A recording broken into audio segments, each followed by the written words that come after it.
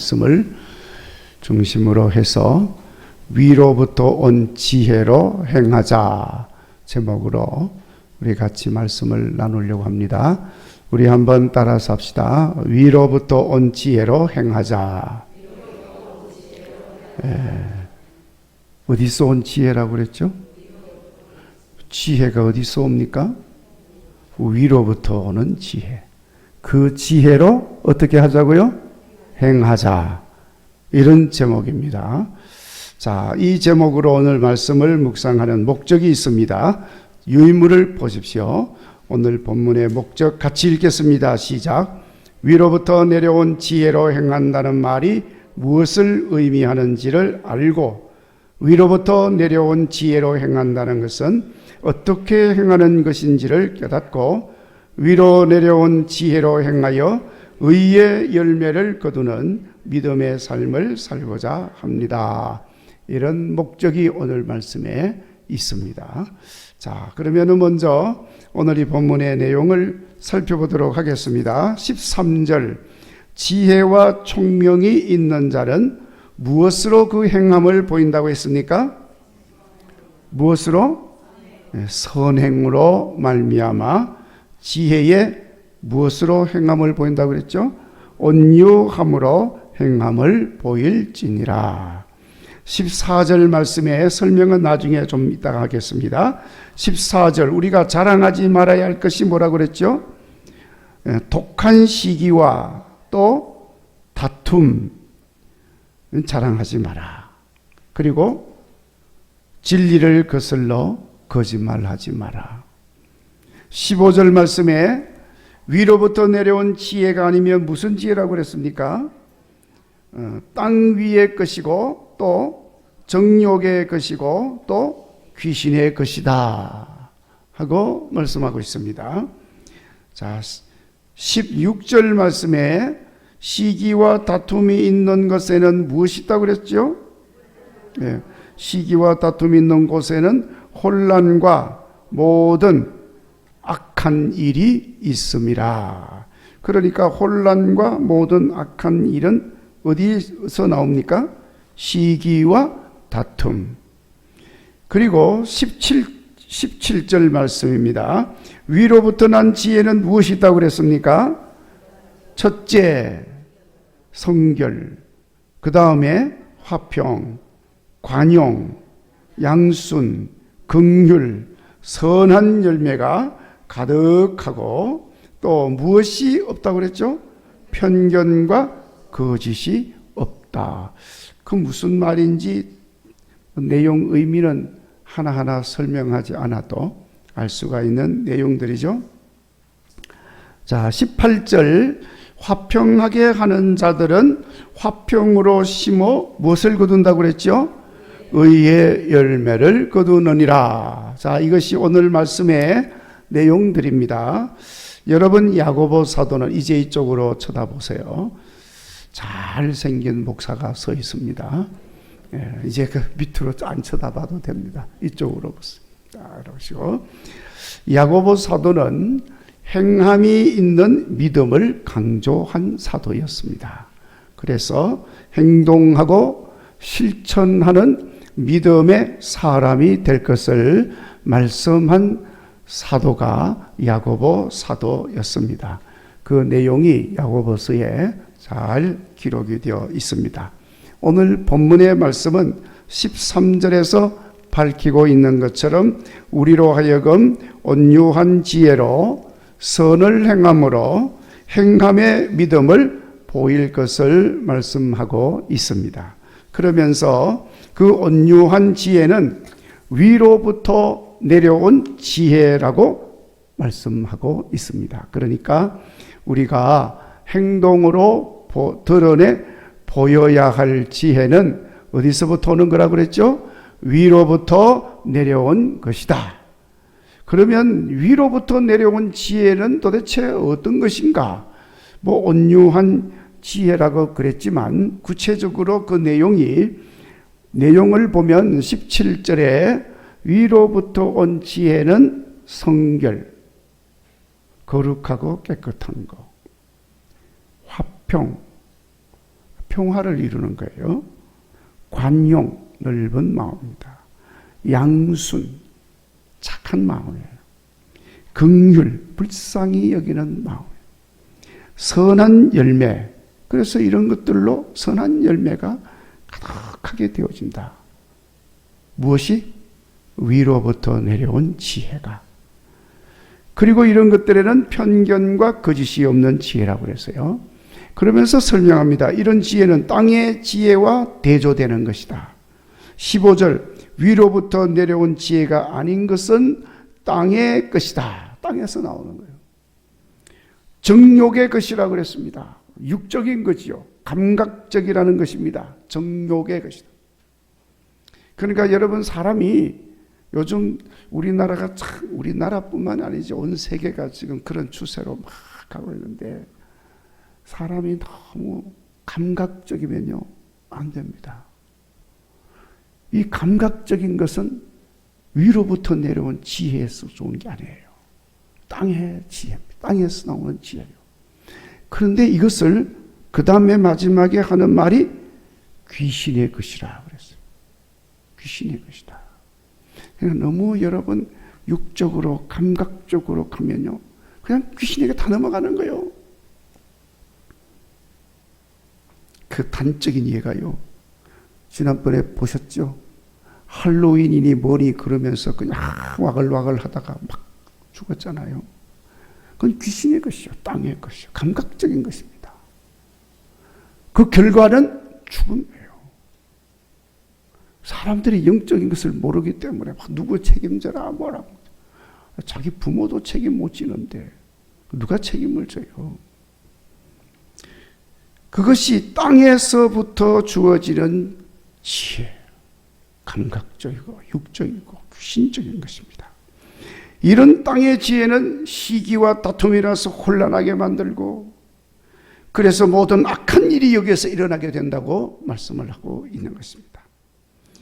그리고 위로부터 내려온 지혜는 에베소서 4장 3절 말씀에 성령의 하나 되게 하신 것을 힘써 지킴으로 주어지는 것이라고 그랬어요. 왜냐하면 그 앞에서 밝힌 내용들, 성결, 화평, 관용, 양순, 긍휼, 선한 열매, 이런 것들이 다 갈라디아서 5장 22절 23절에 보면 성령의 은사로 맺어진 열매들인 것입니다.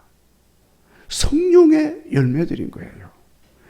그렇기 때문에 위로부터 주어지는 이 것들은 다 성령의 충만함으로 행하게 되는 지혜인 것입니다. 자, 그러다 보니까 여러분, 성령이 어떤 일을 하느냐? 하나 되게 하시는 거예요. 여러분, 성령님은 하나 되게 하는 영인 것을 믿으시기를 바랍니다. 그래서 성령이 임하면 다 하나가 되는 거야. 같은 마음을 품고 같은 목적을 가지고 같은 행동을 하게 되어 있어요. 그래서 하나 되게 하고 일치를 이루는 겁니다.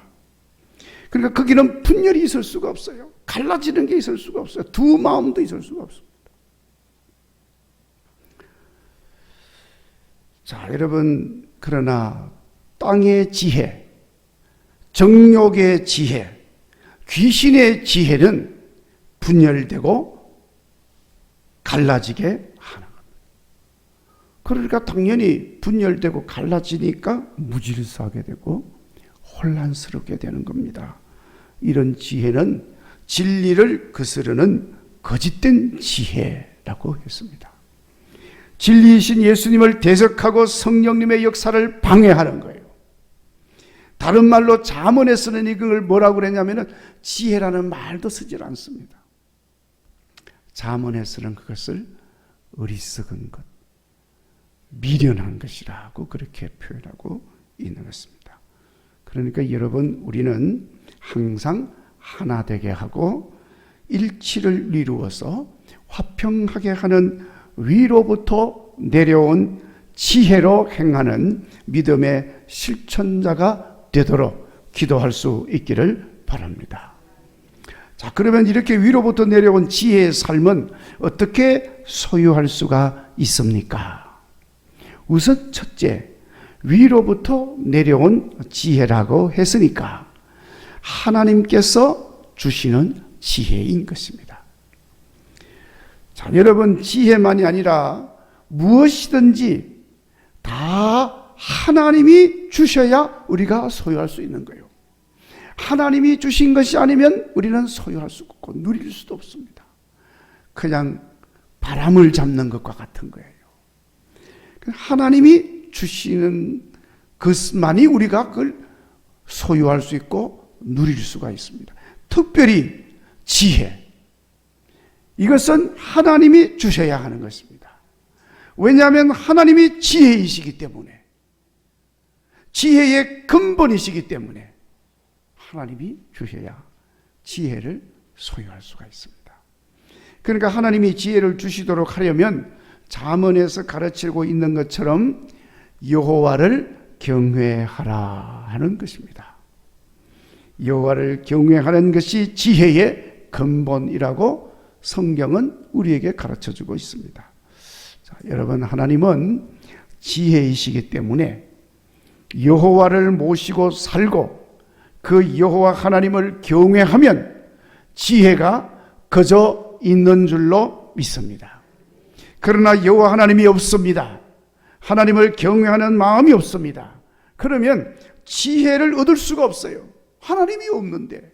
하나님이 누구시라고 그랬죠? 지혜라고 그랬잖아요. 지혜이신 하나님이 없는데 하나님을 모시고 있지 않으니 어떻게 지혜가 있을 수가 있겠습니까? 미련하고 어리석은 자가 될 뿐인 것입니다. 행하는 모든 일이 다 어리석다 그랬어요. 여러분, 여호와 하나님을 모시고 여호와 하나님을 잘 경외하셔서 위로부터 내려오는 지혜를 소유할 수 있기를 간절히 바랍니다. 그리고 위로부터 내려온 지혜는 하나님께 구하여서 얻을 수 있다고 그랬어요. 야고보 사도는 1장 5절에 보면 이런 말씀을 합니다. 지혜가 부족하면 하나님께 구하라. 네, 지혜가 부족하면 어떻게 하라고요? 하나님께 구하라. 그리하면 후히 주시고 꾸짖지 아니하시는 하나님이 주시리라. 아멘. 그렇게 말씀을 하고 있어요. 그러니까 여러분, 실제로 그 말씀은 솔로몬 왕, 지혜의 왕이라고 불리우는 솔로몬 왕이 그것을 분명하게 증명을 하고 있는 것입니다. 하나님께 지혜를 구했더니 하나님이 지혜를 주셨어요. 지혜만 주신 게 아니고 부귀영화까지 다 주셨어요.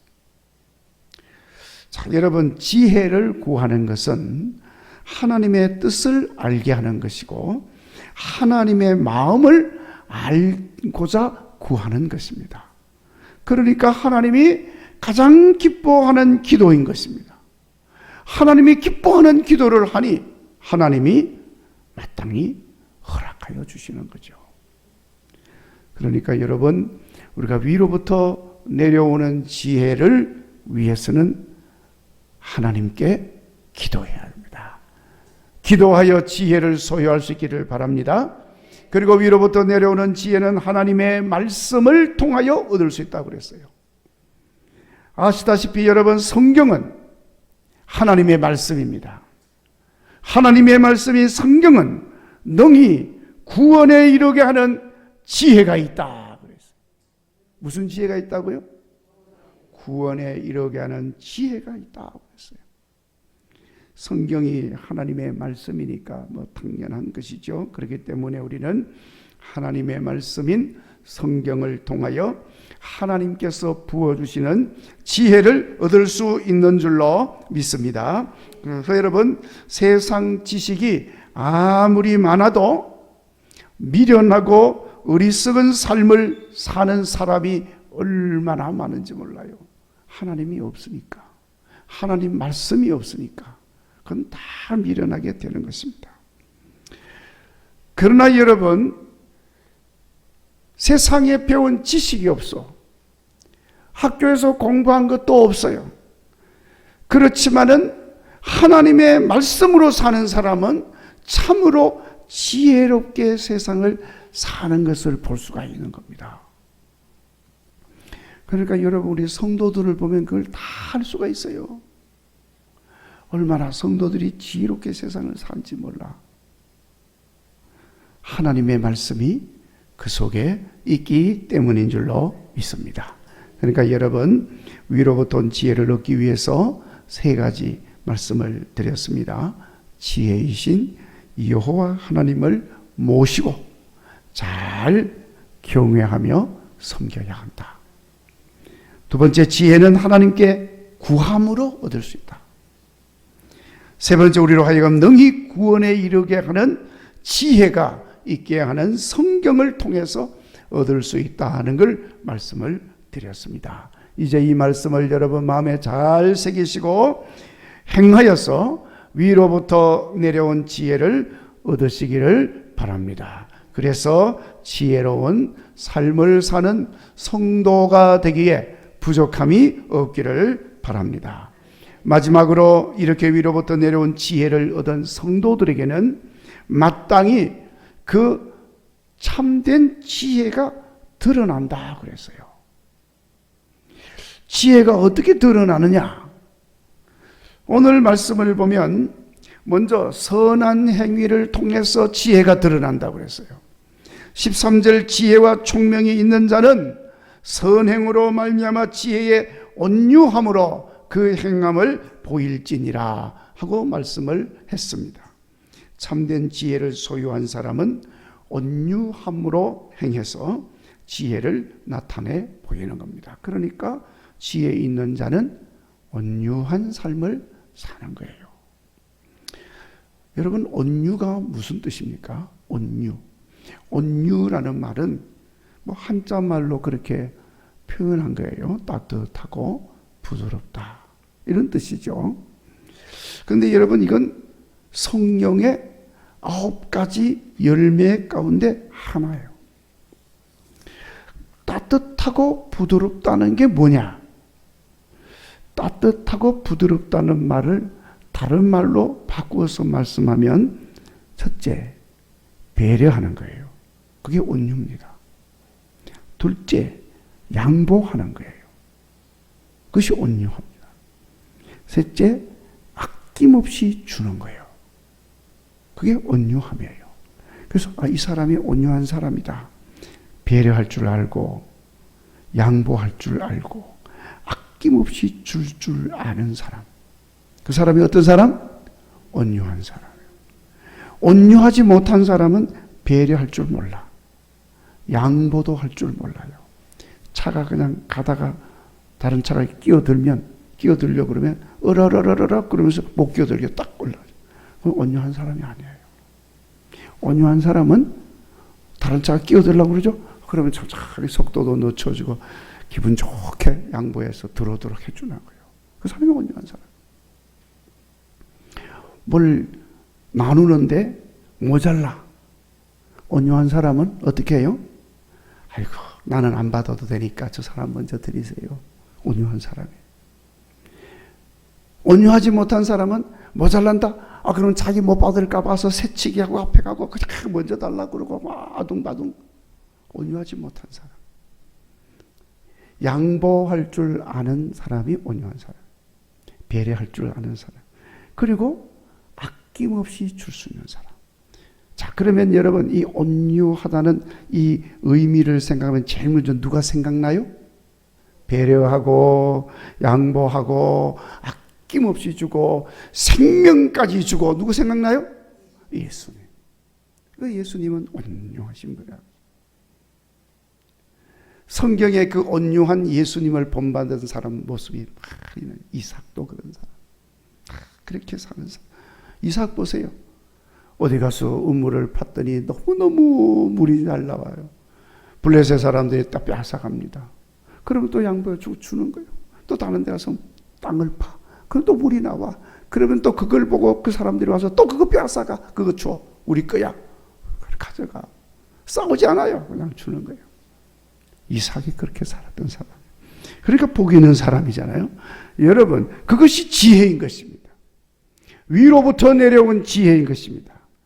여러분, 세상의 사람들이 다 이와 같은 온유한 마음을 가지고 살면 항상 따뜻하고 부드럽고 아름다운 세상을 만들어 가게 되는 줄로 믿습니다.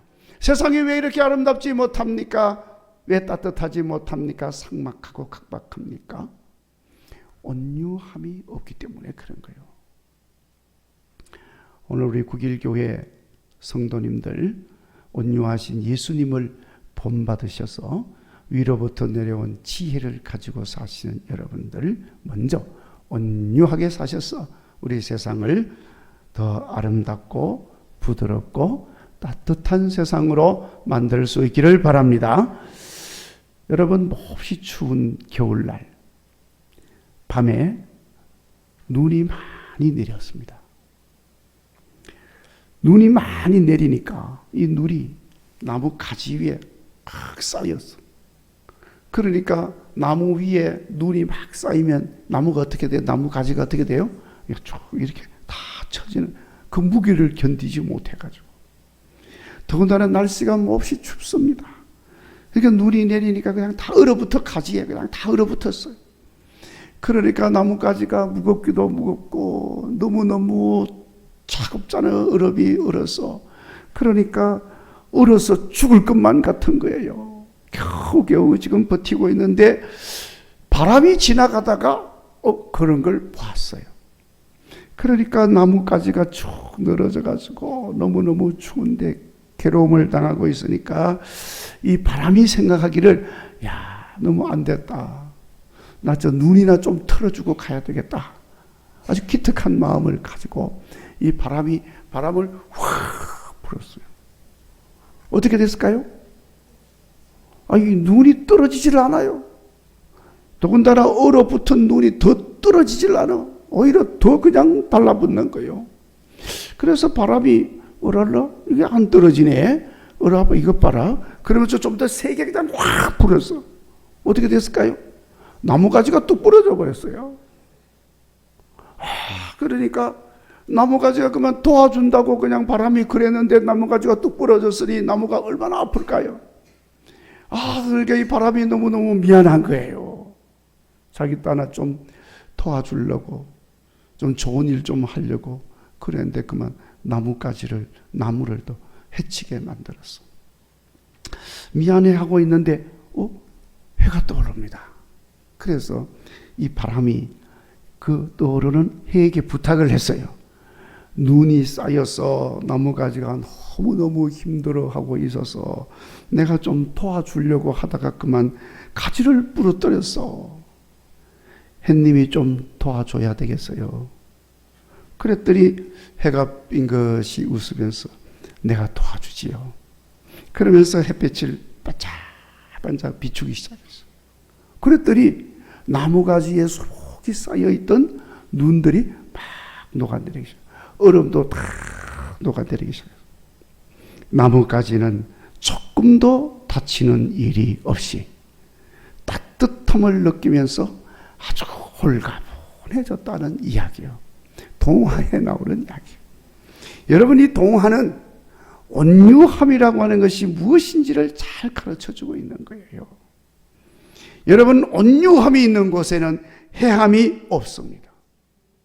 온유함이 있는 곳에는 다툼이 있을 수가 없죠. 온유함. 다 양보하는데 온유함이 있는 곳에는 시기가 있을 수가 없어요. 배려하고 주는데 뭘. 온유한 지혜는 그래서 모두를 살립니다. 모두가 평안하게 되는 겁니다. 그래서 모두가 행복해지는 것입니다.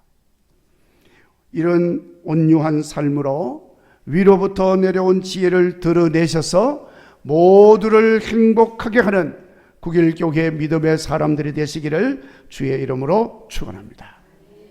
그리고 두 번째로 위로부터 내려온 지혜는 선한 열매, 의의 열매를 거두고 살리는 생명의 열매를 맺음으로 드러난다는 것을 말씀하고 있어요. 여러분, 땅에서 난 마귀의 지혜는 악한 열매를 맺습니다. 죽음의 열매를 맺게 됩니다. 이태원 할로윈 다 보셨죠? 죽는 거예요. 다 죽어요. 그러니까 선한 열매에는 생명을 살리는 화평이 있지만은 악한 열매는 죽음으로 인도하는 시기와 다툼만 있을 뿐인 겁니다. 그러니까 위로부터 난 지혜는 선과 의와 생명으로 나타납니다.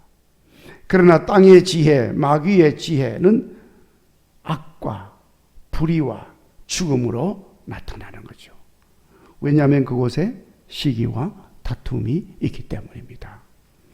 지혜를 소유한 성도는 항상 이 시기와 다툼을 경계해야 합니다. 그런데 참 묘한 것은 경계하지 않으면 조금이라도 소홀히 하면 어느새 시기하는 마음, 다투고자 하는 마음이 쏙 들어오게 된다. 그래서 이것들이 위로부터 온 지혜를 어리석은 것으로 전락시키는 거예요. 그래서 얼마나 많은 하나님의 사람들이 실족하는지 몰라요. 그래서 여러분, 우리가 항상 시기와 다툼을 경계해야 합니다. 여러분, 로마 시대에는 물론 이제 그 로마 시대의 그 문화는 헬라 문화잖아요. 그리스 문화. 정치적으로는 로마의 정치적인 영향력 속에 있었지만 문화적으로는 그리스, 헬라의 문화가 이렇게 다 이렇게 유통되고 있었습니다. 그래서 그 시대에 운동, 스포츠가 아주 유행을 하게 됩니다. 세계인의 축제라고 불리는 세계 올림픽도 그때부터 시작이 됐잖아요. 유래가 거기 있지 않습니까? 특별히 그 로마 시대의 스포츠 중에서 이 달리기가 아주 인기 종목이었습니다. 뭐 여러 가지 종목, 창 던지기, 원반 던지기, 뭐 이런 것들, 이게 다 이게 전쟁 놀이 하는 거예요. 그렇죠? 창 던지기, 이거 중요한 거죠. 전쟁하는데 원반은 이거는 폭탄 던지는 거요. 이게 다들 뭐 그런 것들. 달리기도 빨리 달려야 되잖아요. 더군다나 이 달리기 중에서도 가장 인기가 있었던 것은 뭐 달리기의 하이라이트잖아요. 뭐죠? 마라톤이에요. 마라톤. 그 먼 길 달려가지고 성존보를 알리고 전쟁터의 그 전황을 알리고 달리기, 이 마라톤이 아주 중요한 거예요. 그래서 이 마라톤에서 우승하는 사람은 면류관을 머리에 쓰고, 면류관. 이 스포츠 하는 종목 중에서 면류관 쓰는 건 마라톤밖에 없어요. 거기서 꽂힙니다. 그래서 면류관을 쓰고 모든 영광과 존귀함을 얻게 되는 거예요. 자, 그런데 여러분, 어느 마을에 두 사람이 달리기를 굉장히 잘했어요. 그래서 이 두 사람이 이 달리기 대회에 이제 결승전에 나갔습니다. 그런데 두 사람 중에 우승하는 사람은 한 사람밖에 없을 거 아니에요. 그 두 사람 중에 한 사람이 우승을 하고 한 사람이 간발의 차로 둘째로 2등으로 들어왔어요. 근데 여러분, 참 묘하게도 옛날이나 지금이나 2등은 간발의 차례로 들어왔든지 존재감이 없습니다. 종기 영광 받는 건 1등. 한 사람밖에 없어요. 그래서 같은 마을에서 살았는데도 이 친구가 1등을 해가지고 우승을 하니까 면류관을 쓰고 막 영광을 받고 박수갈채를 받대. 이거 이제 1등한 우승한 사람 또 기념해서 사람들이 동상도 큰 동상을 세워가지고 이렇게 막 높여주니까 2등한 사람이 너무너무 마음이 아픈 거예요. 동상까지 세워가지고 사람들이 막 이렇게 우러러 보니까 그만 자기도 모르는 사이에 시기하는 마음이 막 불듯이 일어나는 거예요. 저 친구가 나보다 더 잘 달리는 것도 없는데 나보다 조금 더 빨리 와서 그냥 1등을 했는데 너무너무 막 마음이 아픈 거예요. 그래서 그 시기하는 마음이 그냥 너무 큰 나머지 어느 날 밤에 삽을 하나 들고 동상 뒤로 가가지고 사람들이 없는 틈을 타가지고 땅을 파기 시작하는 거예요. 동상 뒤에. 앞에서는 보이니까 혹시라도 길 가는 사람이 볼까 싶어서 안 보이는 뒤에서 땅을 파기 시작했어요. 그래서 며칠 동안 땅을 파기 시작해요. 동상을 넘어뜨리려고. 그래서 땅속에 묻어버리려고. 열심히 땅을 팠습니다. 근데 어느 날 드디어 이 동상이 움직이기 시작하는 거예요. 드디어 쓰러졌습니다. 그런데 동상이 쓰러지다가 그만 이 땅을 파던 사람을 그냥 덮쳐버렸어요. 그 땅 파던 그 사람이 동상에 깔려서 그 자리에서 죽고 말았습니다. 시기하는 그 마음이 결국 그 사람을 죽음으로 몰아간 거예요. 여러분, 이게 뭐 실제로 있었는 이야기인지 지어낸 이야기인지는 모르지만 창세기 4장에 가인이 동생 아벨을 들에서 돌로 쳐 죽이는 비극적인 살인 사건이 일어났습니다. 가인이 동생 아벨을 쳐 죽인 이유가 뭡니까? 마음에 불같이 일어난 시기심이에요. 시기하는 마음은 다른 사람도 죽이지만 결국 자기 자신도 죽이는 것입니다. 그러니까 이런 시기하는 마음은 땅의 지혜, 마귀의 지혜예요. 죽이는 지혜라고 하는 것입니다. 여러분, 우리 하나님의 사람들은 하늘에서 내려온 지혜, 살리는 지혜를 소유한 사람입니다. 마땅히 죽이는 시기하는 마음보다는 칭찬하고 축하하고 격려하고 높여주고 박수 쳐주고, 아멘. 자, 우리 옆에 있는 사람 박수 한번 쳐주세요. 잘하셨습니다. 잘하셨습니다. 박수 쳐줘야 돼요. 박수에 인색해서 박수 쳐주고 칭찬해주고 격려해주고 높여주고 자기 일처럼 그렇게 하는 거예요. 우리 찬양대가 말이죠, 찬양을 잘하잖아요. 그러면요, 하나님께도 영광을 돌려야 되지만은 우리 찬양대 박수 쳐줘야 돼요. 그런데 우리 한국 사람들은 참고 인색해요, 박수에. 그 서양 사람들은요, 찬양대 찬양을 다 하나님께 영광을 다 의뢰받고요, 막 박수 쳐요, 찬양 끝나면. 물론 뭐 찬양대에 영광 받으라고 박수를 잘했다 이거예요. 하나님이 큰 영광을 받았으니 너무너무 잘했다 이거예요. 심지어는요, 목사가 설교를 다 끝내잖아요. 그러면 성도들이 막 박수 쳐줘요. 너무너무 잘했다 이거예요. 하나님 말씀 너무너무 잘 들었어. 하나님이 기뻐하실 거라고. 하나님 큰 영광을 드러냈으니까 하나님의 신실한 말씀에 좀 박수 쳐주고 잘했다고 격려해 주는 거예요. 오늘 예배 마치고 제 설교 끝난 뒤에 박수가 나오는지 안 나오는지 박수 쳐주는 잘했다고. 네. 자, 여러분, 이렇게 하는 것이 살리는 지혜요. 이것이 위로부터 내려온 지혜다, 그런 이야기입니다. 마땅히 온유한 행실과 함께 이렇게 함으로써 화평하게 하는 삶의 열매가 가득하게 맺혀지는 줄로 믿습니다. 그래서 여러분, 우리 자신은 물론이고 다른 사람도 살리고 온 세상을 아름답게 만들어가는 멋진 지혜의 사람들이 되시기를 주의 이름으로 축원합니다. 아멘. 박수 한 치시네요.